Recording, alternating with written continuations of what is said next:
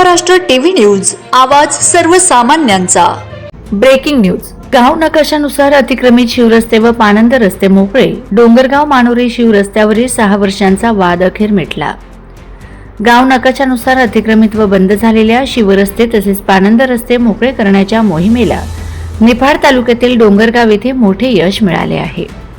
गेल्या 6 वर्षांपासून सुरू असलेल्या डोंगरगाव मानोरी शिवरस्त्याच्या वादावर अखेर तोडगा निघाला असून आज शासकीय अधिकाऱ्यांच्या उपस्थितीत रस्त्यावरील खुणा मोकळ्या करून शेतकऱ्यांना रस्ता उपलब्ध करून देण्यात आला।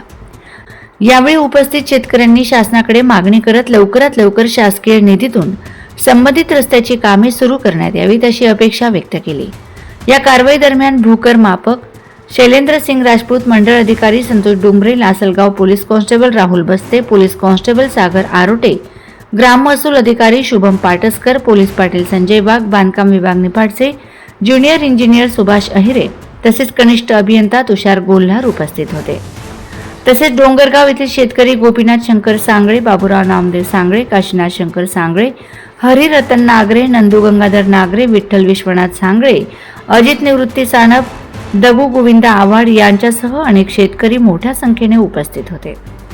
गावातील बंद पडलेले शिवरस्ते व पानंद रस्ते मोकळे झाल्याने परिसरातील शेतकऱ्यांमध्ये समाधानाचे वातावरण निर्माण झाले असून शेती कामासाठी मोठी सुविधा उपलब्ध होणार आहे।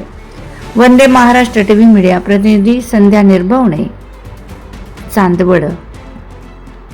आहे इथूनच डोंगरगाव मानोरी रस्ता सुरू होतोय आणि गेल्या 5-6 वर्षापासून या रस्त्याचा प्रश्न उद्भवत होता।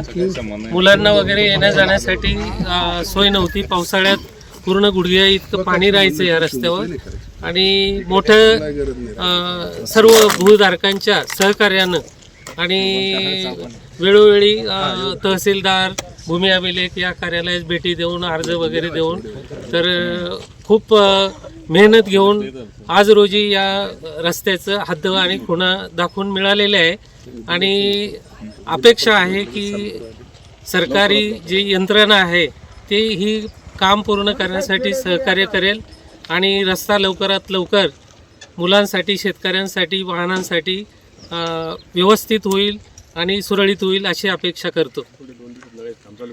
आणि तुमच्या सर्व काही मनासारखं झालं का? हा, मनासारखं अजून नाही झालं, कारण ज्यावेळी रस्त्याचं काम होईल बाजूनं चर होतील रस्त्याच्या आणि जेव्हा नाल्या होतील दोन्ही, जेव्हा पावसाळ्यात लोकांना येण्या जाण्यासाठी अडचण राहणार नाही त्याच वेळेस आम्ही म्हणू शकतो की अडचण दूर झाली म्हणून।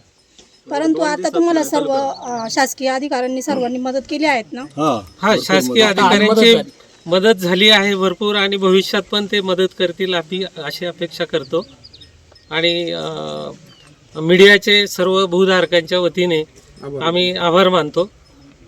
धन्यवाद।